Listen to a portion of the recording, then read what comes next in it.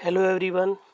आज हम लोगों का सेकंड डे है जिसमें हम आपको आज सीआरपीसी की धारा 53 से लेके 104 105 तक कंप्लीट करा देंगे। फर्स्ट डे पे हमने आपको धारा 1 से लेके धारा 50 तक कंप्लीट पढ़ा दिया था। इस वीडियो को बनाने के इन वीडियो जो हम दे रहे हैं आपको, इनके बनाने का मकसद हमारा ये है कि हम आपको प्री प्लस मेंस दोनों की तैयारी साथ साथ करा रहे हैं। जो जितने भी इंडिया में ऑब्जेक्टिव एग्ज़ाम्स होते हैं, प्रीलिम्स के एग्ज़ाम, चाहे वो आपका HJS हो, PCSJ हो, APA हो या AIBE हो, कोई भी इंट्रेंस एग्ज़ाम होगा, कोई भी क्वेश्चन इस पूरे मैटर को अगर आप कायदे से पढ़ते हैं तो नहीं छूटेगा। पहले हम आपको प्रीलिम्स के हिसाब से मैटर दे रहे हैं, फिर अभी हम आगे समझाते हैं हम आपको। ये जहाँ धाराएं ख़त्म हो जाएंगी उसके बाद जो मैटर लगा है, जैसे 104 तक ये धाराएं हैं, उसके बाद जो मैटर आप फिर से देख रहे होंगे, नीचे मैटर आपको धारा 53 दिख रही है, सेक्शन 53, 54, 54A, ये सब मेंस का मैटर है। टोटल इसमें पूरे PDF में अगर आप देखेंगे तो 11 पेजेस हैं, सॉरी 9 पेजेस हैं। 9 पेजेस में शुरू के 3 पेजेस प्री के हैं और उसके बाद मेंस के हैं।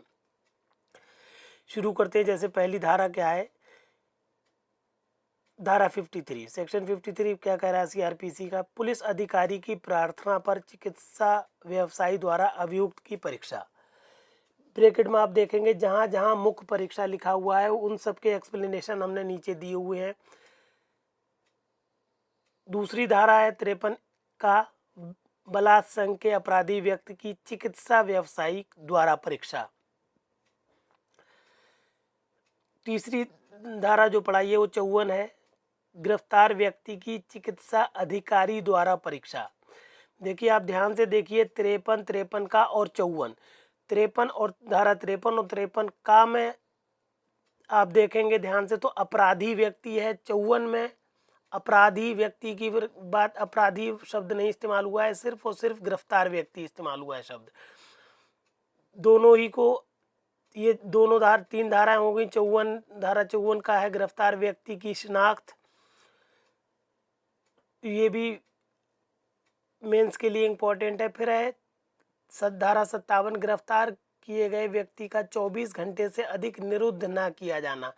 अब यहाँ पर ध्यान से देखिए, जितनी भी धाराएं अभी हमने ये पढ़ाई हैं, आपको बताई हैं, ये सारी की सारी मेंस के लिए बहुत इंपॉर्टेंट है, इसलिए इसका एक्सप्लेनेशन हम थोड़ा सा समराइज करके बता दे रहे हैं जितना ज़रूरी है प्री के हिसाब से। बाकी आप ये डाउनलोड करेंगे तो आपको यहाँ पर सारी धाराएं मिल जाएंगी। ये आपको यहाँ पर नीचे जाके यहाँ पर आप देखेंगे मैटर मिल जाएगा पूरा का पूरा। पहले हम देख रहे हैं 53 का एक्सप्लेनेशन। ये मेंस के हिसाब से है क्योंकि हमने ऊपर लिखा हुआ है मेंस के हिसाब की धारा है, यहाँ से एक्सप्लेनेशन है मेंस का। ये मेंस की धारा है, देखें 53 का, सॉरी पहले धारा 53, अधिकारी पुलिस अधिकारी की प्रार्थना। पहली बात तो को क्वेश्चन यहाँ से 53 का से आता है कि पुलिस अधिकारी या किसकी प्रार्थना पर चिकित्सा व्यवसायी द्वारा अभियुक्त की परीक्षा की जाती, तो आपको बताना है पुलिस अधिकारी की प्रार्थना पर ही अभियुक्त व्यक्ति की जो होगी शारीरिक परीक्षा होगी। क्यों होती है? क्योंकि ऐसा लगता है कि इससे अपराध से संबंधित कुछ तथ्य मिल सकते हैं, तो चिकित्सा व्यवसायी से पुलिस अधिकारी, जो कि ये भी क्लियर किया जाता है जो पुलिस अधिकारी होगा वो उप निरीक्षक से नीचे का नहीं होना चाहिए। यहाँ पर मेंशन्ड है पूरा, आप पढ़ेंगे तो आपको पता लगेगा कि जो पुलिस का अधिकारी हो वो उप निरीक्षक से की श्रेणी से नीचे का नहीं होना चाहिए। एज इट इज़ बात 53 का में है, सिर्फ और सिर्फ अपराधी की जगह हो जाएगा जब किसी व्यक्ति को बलात्संग या बलात्संग का प्रयत्न करने के आरोप में गिरफ्तार किया जाता है। जो आरोपी, ऊपर जो अभियुक्त व्यक्ति या आरोपी शब्द इस्तेमाल हुआ है, यहाँ पर सिर्फ और सिर्फ शब्द बलात्संग का आरोपी हो जाएगा, बाकी सेम मैटर रहेगा। और इनमें सब में जब ये परीक्षा हो रही है उनकी, इन अभियुक्तों की या गिरफ्तार व्यक्तियों की, इन परीक्षाओं के दौरान पुलिस उतना बल, पुलिस या जो चिकित्सा, सॉरी पुलिस नहीं बल्कि चिकित्सा अधिकारी उतना बल प्रयोग कर सकता है जितना परिस्थितियों के हिसाब से आवश्यक लगे। कहने का मतलब है अगर अभियुक्त व्यक्ति आराम से अपनी शारीरिक परीक्षा नहीं करा रहा है तो जो चिकित्सा अधिकारी है वो आवश्यक बल का प्रयोग कर सकता है। सारी धाराओं में ये भी बात आपको ध्यान रखना है कि अगर जहाँ पर शारीरिक जो महिला है, जैसे 53 और 54 में अगर महिला गिरफ्तार की गई है तो वहाँ पर उसकी शारीरिक परीक्षा जो है कोई महिला चिकित्सा अधिकारी ही करेगी, पुरुष नहीं करेगा। दूसरी बात, 53 का में एक बात और बताई गई है कि अगर जो बलात्संग की पीड़ित महिला होगी उसकी परीक्षा भी कौन करेगी? महिला करेगी, वो आगे बताया जाएगा। 54 का में बताया गया गिरफ्तार व्यक्ति की शनाख्त के लिए बहुत इंपॉर्टेंट है ये धारा, शनाख्त से संबंधित। इसमें पुलिस अधिकारी का भार साधक, पुलिस थाने का जो भार साधक अधिकारी है वो गिरफ्तार व्यक्ति की शनाख्त कराता है। और शनाख्त में इसमें एक बात ये ध्यान रखने वाली होती है, अगर कोई ऐसी लड़की है जिसके साथ बलात्संग हुआ है और जिसकी उम्र 18 साल से कम है तो पुलिस अधिकारी इस तरह के प्रबंध करता है कि उस स्त्री की का जो सामना है उस अपराधी से ना हो। इसमें ये बातें ध्यान रखनी है। ये आप जब मैटर पढ़ेंगे तो आपको पूरी डिटेल्ड इसका पता लग जाएगा। उसके अलावा दंड प्रक्रिया संहिता की धारा 57 क्या कहती है? गिरफ्तार किए गए व्यक्ति का 24 घंटे से अधिक निरुद्ध ना किया जाना। ये 24 घंटे में इसमें शर्त यह है कि जो यात्रा के दौरान समय बीतता है उस समय को छोड़कर 24 घंटे होते हैं, ये प्रश्न पूछा जाता है इस मामले में। दूसरी बात होती है 24 घंटे के बाद क्या, 24 घंटे के अंदर अंदर पुलिस अधिकारी को क्या होता है, उसको संबंधित मजिस्ट्रेट या जो भी जहाँ पर वो व्यक्ति गिरफ्तार किया गया उसके नियर बाई जो भी मजिस्ट्रेट हो उसके समक्ष इस गिरफ्तार व्यक्ति को हाजिर कराना होता है। ये बात इंपॉर्टेंट है। फिर आप ऊपर चले, यहाँ पर ये सारी धाराएं, चूँकि ऊपर की जितनी भी धाराएं थी जो कि अध्याय 5 से संबंधित थी, ये सब मेंस से संबंधित थी। मेंस से इनमें प्रश्न ज़्यादा आता है, इसलिए ये मेंस के हिसाब से हमने पढ़ाई है। फिर ये आप आ जाइए धारा अध्याय 6। अध्याय भी याद रखना है आपको। प्री में प्रश्न ये आता है कि चैप्टर 6 कहाँ से कहाँ तक है, मतलब किस धारा से किस धारा तक है। तो सेक्शन 61 से लेकर 90 तक क्या है? चैप्टर 6 है।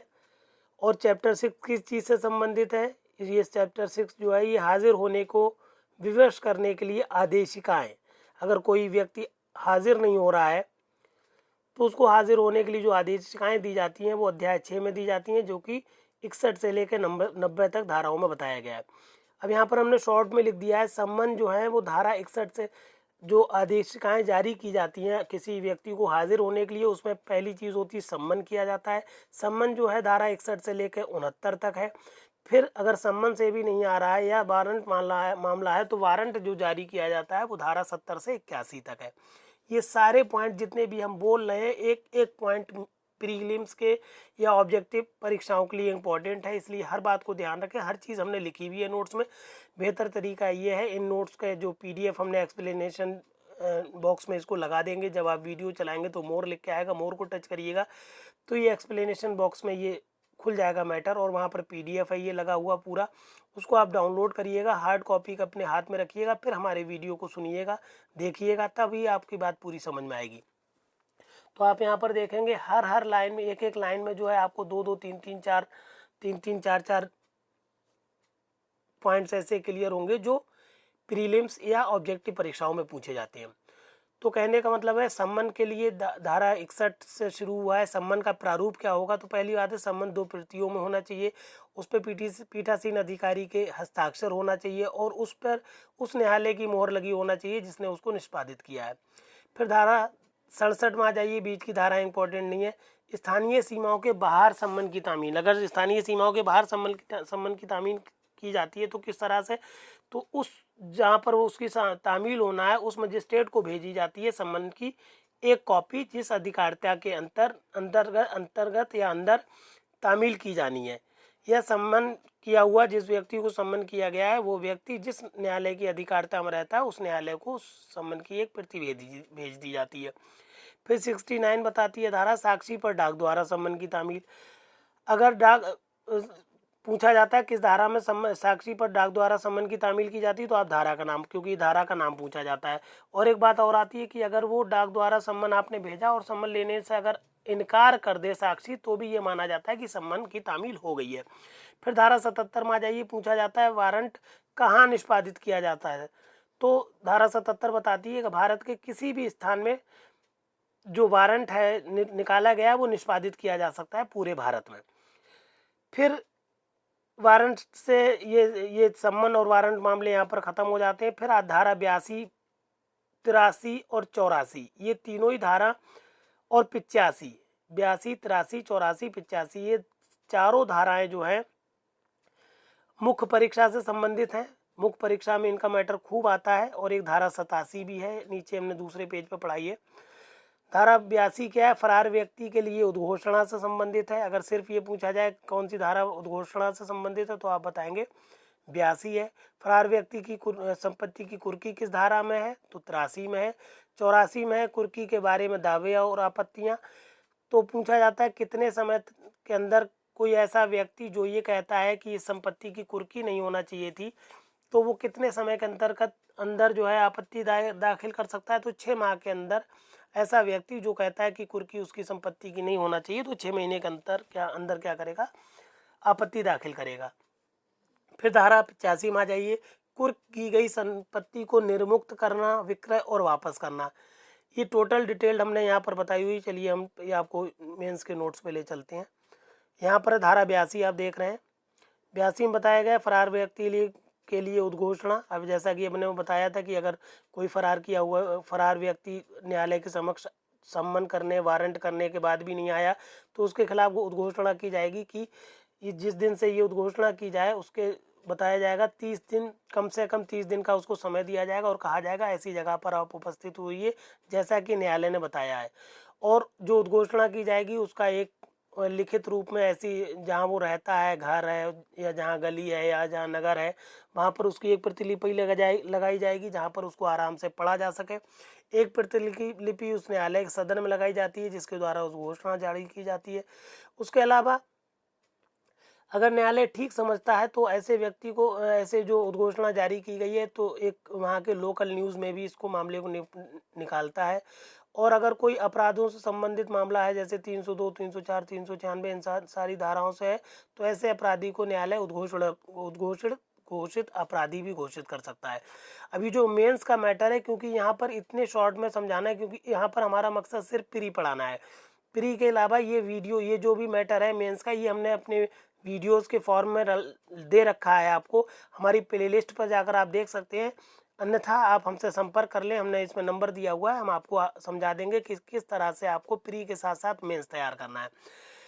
फिर आप आ जाइए धारा 83। धारा 83 ये कहलाती है कि फरार व्यक्ति की संपत्ति कुर्की। अगर वो फरार उद्घोषणा जारी कर दी गई फिर भी फरार व्यक्ति नहीं आया है तो न्यायालय क्या कर सकता है? उस घोषणा जारी करने के बाद किसी भी समय, ये पूछा जाता है कब कुर्की का आदेश दिया जा सकता है, तो किसी उद्घोषणा जारी करने के पश्चात किसी भी समय कुर्की का आदेश दिया जा सकता है। मगर अगर ऐसा लगता है कि वो व्यक्ति अपनी संपत्ति को वहन कर देगा या कोई ऐसे खराब होने वाली संपत्ति है तो उद्घोषणा के साथ ही साथ कुर्की का भी आदेश दिया जा सकता है। ये सारी बातें बताई गई हैं धारा 83 में। 82 हो गई, 83 हो गई। 84 में कुर्की के बारे में दावे और आपत्तियां। अगर आपको लगता है कि हमें न्यायालय ने गलत कुर्की की है तो आप क्या करिए 6 महीने के अंदर जाइए कोर्ट के पास और आपत्ति दाखिल कर दीजिए। न्यायालय को अगर सही लगेगा तो आपकी आवेदन को स्वीकार कर लेगा, वरना अस्वीकार कर देगा। फिर धारा 85 में है, 85 यहाँ पर पढ़ाई है लास्ट में, ये देख ले, इंपॉर्टेंट धारा है क्योंकि वहाँ पर जगह कम थी इसलिए लास्ट में पढ़ाई गई है। धारा 85 कहती है कुर्क की हुई संपत्ति को निर्मुक्त करना, विक्रय और वापस करना। इस पूरे का सारांश ये है कि अगर जिस संपत्ति की कुर्की हो गई है तो कुर्की हो गई या उसका विक्रय हो गया और आप 2 साल के अंदर जो कुर्की के लिए समय दिया गया था 6 महीना उसके अंदर नहीं आए, मगर आप 2 साल के अंदर आप कोर्ट के पास आए और आप कोर्ट में ये कह रहे हैं कि हमारी संपत्ति को गलत कुर्क किया गया या हमारी संपत्ति को छोड़ दिया जाए या हमारी संपत्ति को वापस कर दिया जाए, तो 2 साल तक का समय होता है इस मामले के लिए। तो अगर न्यायालय ने संपत्ति बेच दी है तो जो बचेगा आपका बकाया वो कोर्ट आपको वापस कर देगा। उसके अलावा अगर संपत्ति निर्मुक्त करने वाली हुई है तो निर्मुक्त कर दी जाएगी। ये सारी बातें बताई गई हैं धारा 85 में। एक धारा और यहाँ पर मेंस में पूछी जाती है, अभी हमने बताई थी आपको ऊपर, धारा 87 सम्मन के स्थान पर या उसके अतिरिक्त वारंट का जारी किया जाना। अगर कोर्ट चाहे तो ये पूछी जाती है कि ये किस धारा में प्री के लिए सिर्फ इतना इंपॉर्टेंट है कि किस धारा में इसका प्रावधान किया गया है कि सम्मन के स्थान पर या उसके अतिरिक्त वारंट जारी किया जा सकता है। तो सिर्फ आपको प्री के हिसाब से इतना याद रखना है कि ये बात करी गई है धारा 87 में। और कब कर सकता है कि न्यायालय को लगे कि कोई आदमी उपस्थित नहीं हो रहा है या जानबूझकर वो मौजूद नहीं हो रहा है या उसके पास कोई पर्याप्त कारण नहीं है, तो वहाँ पर न्यायालय क्या करेगा, सम्मन के स्थान पर वारंट जारी कर देगा। अब आप आ जाइए जहाँ पर हम लोग चल रहे थे प्री का मैटर, वहाँ क्योंकि उतनी धाराएं मेन से संबंधित थी इसलिए हमने आपको वहाँ पर हल्का सा बता दिया है। आप फिलहाल शॉर्ट नोट, ये सारे जो नोट्स हैं इनको, इनका PDF निकाल लीजिएगा, इनको पढ़िएगा और कोई असुविधा होगी तो हमारे नंबर पर संपर्क करिएगा। फिर आ जाइए धारा 88। ये सारी धाराएं प्री के हिसाब से इम्पोर्टेंट है। 88 में पूछा जाता है बंधन हाजिरी के लिए बंद पत्र लेने की शक्ति। अगर न्यायालय को लगता है कि कोई व्यक्ति हाजिर होने में विलंब करेगा या प्रॉब्लम क्रिएट करेगा तो उससे क्या करेगा, वो एक बंद पत्र लिखवा लेगा, एक बॉन्ड भरवा लेगा कि जब आपको बुलाया जाए तो आप आएंगे। इस तरह का एक बॉन्ड भर के न्यायालय में देना होता है। ये बताई गई धारा 88 में बात। यहाँ पर एक चीज़ मिस हो गई थी, अध्याय 7। अध्याय 7 जो है वो धारा 91 से लेकर धारा 105 तक चलेगा। अब हम लोग आज के वीडियो में सिर्फ अध्याय 7 ही पढ़ेंगे। अध्याय 6 हम लोग पढ़ चुके हैं। अध्याय 6 हमने बताया था अभी आपको ऊपर कि अध्याय 6 कहाँ पर गया, बता दिया था हमने कि अध्याय 6, एक सेकेंड, अध्याय 6 धारा 61 से 90 तक था। अध्याय 7 धारा 91 से 105 तक है और किस चीज़ से संबंधित है, ये चीज़ों को पेश करने को विवश करने के लिए आदेशिकाओं से संबंधित था। तो आपको प्री के हिसाब से ये भी याद रखना है कौन सा अध्याय कहाँ से लेकर कहाँ तक धाराओं में है और कौन सा अध्याय क्या कह रहा है। जैसे अध्याय 7 आपसे क्या कह रहा है, पूछा जा सकता है कि किससे संबंधित हो, तो ये चीज़ों को पेश करने के लिए, विवश करने के लिए, आदेशिका जारी करने के लिए है। तो हुआ क्या, अब हम लोग 91 पे आ गए। इस 91 धारा को बहुत ज़्यादा पूछा जाता है प्रीलिम्स में या ऑब्जेक्टिव एग्जाम्स में। दस्तावेज या अन्य चीज़ें पेश करने के लिए सम्मन, ये पूछा जाता है कि कौन सी धारा ऐसी है जो अभियुक्त पर नहीं लगती है। तो ये धारा 91 ही है कि अभियुक्त पर लागू नहीं होती, क्योंकि दस्तावेज जो पेश करता है वो अभियोजन पक्ष या वादी पेश करता है। अभियुक्त का ये सब काम नहीं है कि वो दस्तावेज वगैरह पेश करे, ये सब वादी का काम है, अभियोजन पक्ष का काम है, जो मुद्दई है वो करता है।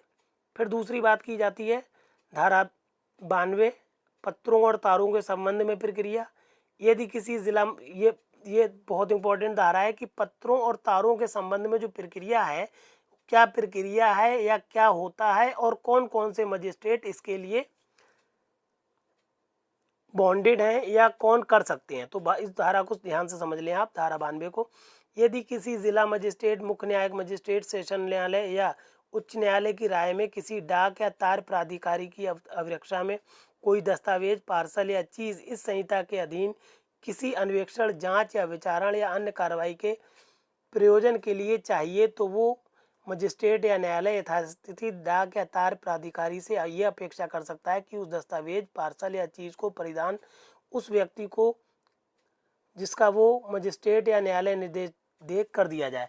समझ रहे होंगे कि कोई ऐसा दस्तावेज या कोई चीज़ जो है ऐसे प्राधिकारियों के अंडर में है जो पत्रों या तारों से संबंधित है, तो सिर्फ और सिर्फ यही मजिस्ट्रेट, कौन कौन से, जिला मजिस्ट्रेट, मुख्य न्याय मजिस्ट्रेट और सेशन मजिस्ट्रेट या उच्च न्यायालय, ये ही आदेश कर सकते हैं कि वो तार प्राधिकारी या डाक प्राधिकारी अपनी अभिरक्षा के जो दस्तावेज, पार्सल या चीज़ें हैं उस व्यक्ति को दें जिससे वो न्यायालय में पेश कर सके, जिसका निर्देश दिया गया है। और कोई इनसे नीचे का जो मजिस्ट्रेट होगा वो इन मजिस्ट्रेटों के बाद इन मजिस्ट्रेटों के पास जिनका उल्लेख धारा 92 में किया गया है उनके पास जाएगा और उनसे ऑर्डर कराएगा कि हमको पार्सल दिया जाए। इसलिए ये धारा बहुत इंपॉर्टेंट हो जाती है कि पत्रों और तारों के बारे में कौन कौन से मजिस्ट्रेट आदेश कर सकते हैं डाक अधिकारियों को या पार्सल अधिकारियों को। धारा 93 क्या कहलाती है, तलाशी वारंट कब जारी किया जाएगा। तो जबकि किसी मजिस्ट्रेट को लगे कि दस्तावेज या कोई चीज़ ऐसी जगह है जहां न्यायालय को चाहिए कि वहां छापा मारे, तलाशी कराए, तो न्यायालय वहां पर आदेश दे सकता है कि ऐसी चीज़ का तलाशी वारंट जारी किया जाए। उस स्थान की तलाशी जिसमें चुराई हुई संपत्ति, कूटरचित दस्तावेज आदि होने का संदेश है। अगर जिला मजिस्ट्रेट या उपखंड मजिस्ट्रेट या प्रथम वर्ग मजिस्ट्रेट को लगता है कि ऐसी कोई चीज़ ऐसी जगह पर रखी गई है जो चुराई हुई है या कूट रचित है, तो ऐसे मजिस्ट्रेट क्या करेंगे, कांस्टेबल की पंक्ति से ऊपर के किसी पुलिस अधिकारी को वारंट द्वारा ये अधिकार देंगे कि जाइए आप वहाँ पर तलाशी करिए और देखिए कि सचमुच में वहाँ पर कुछ ऐसा सामान रखा हुआ है या नहीं रखा हुआ है। तो सिर्फ यही 3 तरह के मजिस्ट्रेट आपको याद रखना है। जितनी भी धाराएं हम लिख रहे हैं उन धाराओं को आप बाई हार्ट याद कर लीजिए कि जैसे धारा 95 में क्या कहा गया, ये हमने बीच में अपना नंबर दे दिया 9450770672। ये हमारा चैनल है @law classes by Firoz sir. आप डायरेक्ट डालेंगे नंबर, ये व्हाट्सएप नंबर है, हम पे हमसे संपर्क कर सकते हैं, चाहे व्हाट्सएप पे कर सकते हैं, चाहे कॉल कर सकते हैं अगर कोई असुविधा हो रही है। और चैनल को आप जब डायरेक्ट डालेंगे यूट्यूब पे तो आप हम तक पहुंच जाएंगे, जहां पर आपको तमाम प्लेलिस्ट मिलेंगी। वहाँ पर आप जाके हमारा मैटर देख सकते हैं, डे वाइज देख सकते हैं, प्लेलिस्ट वाइज देख सकते हैं, सब मैटर हमने अलग अलग कर दिया है। फिर भी कोई असुविधा हो तो आप हमसे संपर्क कर सकते हैं। अभी हम बता रहे थे कि धाराओं को एज इट इज़ याद करेंगे। जैसे धारा 95 है तो इसको ऐसे याद करना है, कुछ प्रकाशनों के संपहरत कहते हैं जब्ती करने को, संप्रत होने की घोषणा करने और उसके लिए तलाशी वारंट जारी करने की शक्ति। तो ये तो धारा आपको याद रखना है कि होगा क्या, और ये शक्ति किस किस को है ये बताया गया है। इसके बाद तो होता क्या है, कोई ऐसी चीज़ है जिसका तलाशी वारंट जारी किया जा सकता है या घोषणा जारी की जा सकती है, तो कौन करता है? पहली बात तो ये राज्य सरकार की पूछा जाता है कि किसी प्रकाशन को या किसी दस्तावेज को या किसी पुस्तक को जब्त करने के लिए कौन आदेश का जारी करता है, तो करती है राज्य सरकार। और राज्य सरकार क्या करती है? मजिस्ट्रेट के माध्यम से कराती है। किस किस के बारे में की जा सकती है ये घोषणा? तो किसी समाचार पत्र के बारे में या पुस्तक के बारे में या किसी दस्तावेज के बारे में। ये HJS में आया था प्रश्न कि ऑप्शन में दिया होता है समाचार के बारे में की जा सकती है घोषणा, या पुस्तक के बारे में या किसी दस्तावेज के बारे में या सभी के बारे में। तो तमाम चीज़ों के बारे में जहाँ पर भी राज्य सरकार को ऐसा लगता है कि कोई कूटरचित की दस्तावेज बनाया जा रहा है या कोई देश की अखंडता या देश की अखंडता या देशद्रोह के मामले में कोई मामला फैलाने के लिए कोई प्रकाशन किया जा रहा है, कोई ऐसा मामला बनाया जा रहा है, तो वहाँ पर राज्य सरकार क्या करेगी? उस मामले को जब्त करने के, उस मैटर को जब्त करने का आदेश दे सकेगी, घोषणा कर सकेगी। फिर धारा 96 कहती है संपहरण की घोषणा को अपास्त करने के लिए उच्च न्यायालय में आवेदन। तो पहली बात तो ये पूछ जाती है, जो घोषणा कर दी गई है संपहरण या जब्त करने के लिए, उसको अपास्त कहते हैं खत्म करने को। तो उसको अपास्त करने के लिए आवेदन आप यहाँ करेंगे तो उच्च न्यायालय में करेंगे। कब तक करेंगे? तो घोषणा के राज्यपत्र में प्रकाशन की तारीख से 2 महीने के अंदर अंदर आप क्या करेंगे? हाई कोर्ट जाएंगे और हाई कोर्ट में उस घोषणा को अपास्त करने के लिए आवेदन करेंगे, फिर जैसा हाई कोर्ट आदेश करे। फिर धारा 97 पे आ जाइए, सदोष परिरुद्ध व्यक्तियों के लिए तलाशी। सदोष परिरुद्ध व्यक्तियों के लिए ये पूछा जाता है, इस धारा को पूछा जाता है कि कौन सी धारा CRPC की ऐसी है जो बंदी प्रत्यक्षीकरण से संबंधित है। तो धारा 97 इसी को हमने लिखा है आगे, ये धारा बंदी प्रत्यक्षीकरण या हैवियस कार्पस के सदृश है। इसकी तलाशी वारंट का जारी होगा क्या? कोई ऐसा व्यक्ति इलीगल तरीके से परिरुद्ध कर लिया गया है तो होगा क्या? उसकी तलाशी के लिए जिला मजिस्ट्रेट, उपखंड मजिस्ट्रेट या प्रथम वर्ग मजिस्ट्रेट तुरंत ये आदेश कर सकेगा कि ऐसा व्यक्ति जो विधि विरुद्ध तरीके से अवरुद्ध किया गया है, कैद किया गया है, कारावासित किया गया है, बंद किया गया, परिरुद्ध किया गया है, उसको तुरंत मजिस्ट्रेट के सामने पेश किया जाए। ये कहती है धारा 97। धारा 98 क्या कहती है? अपहृत स्त्रियों को वापस करने के लिए विवश करने की शक्ति। अगर किसी स्त्री को या 18 वर्ष से कम की कोई बालिका है, उसको किसी विधि विरुद्ध प्रयोजन के लिए अपहृत कर लिया गया है या परिबद्ध कर लिया गया है तो भी जिला मजिस्ट्रेट या उपखंड मजिस्ट्रेट या प्रथम वर्ग मजिस्ट्रेट तुरंत उसको वापस करने के लिए आदेश कर सकेंगे। और ऐसे व्यक्ति को जिसकी अभिरक्षा में उस स्त्री को दिया जाना चाहिए उसकी अभिरक्षा में दिए जाने का आदेश दे सकेंगे और उतना बल प्रयोग कर सकेंगे जितना परिस्थितियों के हिसाब से उनको बेहतर लगेगा। धारा 102 को कहती है कुछ संपत्तियों को अविगृहित या सीज, अविगृहित मतलब होता है सीज करने की पुलिस अधिकारी की शक्ति। तो अगर कोई चुराई हुई, पहली बात तो पूछा जाता है कि संपत्तियों को अविगृहित करने की शक्ति किसको है, तो पुलिस अधिकारियों को है। और कौन सी संपत्ति अधिकृत की जा सकती है, कोई भी ऐसी संपत्ति अविगृहित या सीज की जा सकती है जिसकी चुराई हुई या चुराई हुई प्रतीत होती हो। अगर पुलिस अधिकारी को लगता है कोई चीज़ चुराई हुई है या ऐसा शक होता है कि ये चुराई गई है तो वो पुलिस अधिकारी क्या करेगा, उसको सीज करने का आदेश दे सकेगा, उसको सीज करवा सकेगा, सीज कर सकेगा। धारा 103 क्या कहती है, मजिस्ट्रेट अपनी उपस्थिति में तलाशी लिए जाने का निर्देश दे सकेगी। पूछा जाता है कौन सी धारा में मजिस्ट्रेट अपनी उपस्थिति में तलाशी लेने का आदेश देती है, तो वो है धारा 103। और कोई भी मजिस्ट्रेट दे सकता है इस तरह का आदेश और किसी भी स्थान की तलाशी लेने का आदेश दिया जा सकता है। धारा 104 जो है, पेश की गई दस्तावेज आदि को परिबद्ध करने के लिए करने की शक्ति। अगर न्यायालय के सामने कोई दस्तावेज पेश किया गया और न्यायालय को लगता है कि इसको हमारे पास रहना चाहिए, अगर ये यहाँ से जाता है तो दोबारा इसको प्राप्त करना मुश्किल हो जाएगा या कोई परेशानी होएगी, तो उस दस्तावेज को अपने पास परिबद्ध, परिबद्ध कहते हैं इन इम्पाउंड, मतलब अपने पास रोक कर रखने के लिए शक्ति को कहते हैं परिबद्ध करना। तो अपने पास रोक कर रख लेगा उस शक्ति को, अपने दस्तावेज को अपने पास रोक कर रख लेगा और आगे अगली तारीख पर उसी को अपने हिसाब से पेश किया हुआ मान लेगा। अब यहाँ तक ये आपने देखा ये प्री का मैटर था। अब यहाँ के बाद ये धारा ये सारी हमने धारा 53 ये इन सबको अभी हमने शॉर्ट में ये बताया भी है, ये मेंस का मैटर है। इनको सिर्फ मेंस को आप सिर्फ मेंस वाले को जब आप प्री की तैयारी कर रहे हो तो सिर्फ मेंस के लिए आप मेंस का मैटर सिर्फ रीड कर लें, तो उसमें जो भी हाईलाइटेड पॉइंट्स हैं वो आपको समझ में आ जाएंगे। बाकी जो प्री का मैटर है उसको आप कायदे से याद करें, सारी धाराएं एकदम लाइन से याद कर लें कि धारा 85 में क्या है, धारा 86 में क्या है, इस अध्याय में क्या है, ये पूरी चीज़ें आप कायदे से बाई हार्ट मुँह ज़बानी याद करें। इसके अलावा इस मैटर हर वीडियो में है, ये हम आपको जो डे 1 का वीडियो था उसमें भी हम बताना भूल गए थे कि प्री के साथ हमने मेंस का वीडियो मेंस का मैटर अटैच किया हुआ है। तो हर वीडियो के साथ आपको प्री के साथ मेंस का मैटर मिल रहा है। मेंस के लिए जो धाराएं इंपॉर्टेंट हैं उनको ब्रैकेट में हमने मुख्य परीक्षा लिख दिया है। जहाँ पर भी आप मुख्य परीक्षा ब्रैकेट में लिखा हुआ देखें तो आप नीचे जाके डिस्क्रिप्शन बॉक्स में, मतलब जो इसके नीचे PDF है उसमें जाके देख लें कि मुख्य परीक्षा के हिसाब से उस धारा को हमने पढ़ाया है। क्योंकि कम समय है, हम करीब 25 से 30 मिनट के भीतर आपको 50 धाराएं दे रहे हैं पर डे, तो थोड़ा सा तेज़ करना पड़ रहा है, तेज़ पढ़ाना पड़ रहा है। अगर आपको कोई असुविधा हो रही है तो हमारे नंबर पर संपर्क करिएगा। और जितने भी ये वीडियो मेंस के लिए लगाया, जो PDF मेंस के लिए लगाया है, इनके भी वीडियो हमारे पास उपलब्ध हैं। ये पूरा मैटर हमने कंप्लीट एक्सप्लेन करके पढ़ाया हुआ है। क्योंकि आप लोग ज़्यादा समय की वीडियो को बहुत ज़्यादा ध्यान से नहीं पढ़ते हैं, इसलिए कम समय में हमें ज़्यादा मैटर आपको प्रोवाइड करना पड़ रहा है। फिर भी कोई अगर आपको असुविधा लग रही है तो आप हमारे नंबर पर संपर्क करिएगा।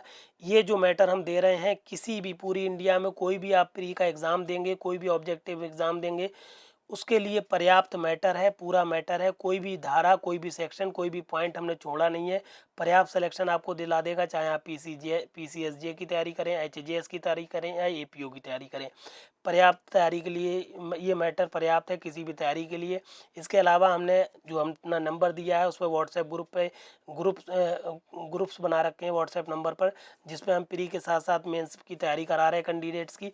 अगर आप लोग भी इच्छुक हैं प्री के साथ साथ मेंस की तैयारी करने के और ऑनलाइन पढ़ने के, ऑफलाइन पढ़ने के, तो हमारे नंबर पर संपर्क करें और अपने सारे साथियों को एक मैटर शेयर कर दें और हमारे चैनल को सब्सक्राइब ज़रूर कर लें। धन्यवाद।